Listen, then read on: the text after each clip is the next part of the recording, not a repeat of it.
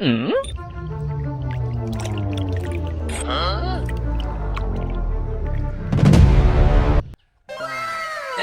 এটা কি নাকি তোর টেকনিক পদ্ধতি দেবো।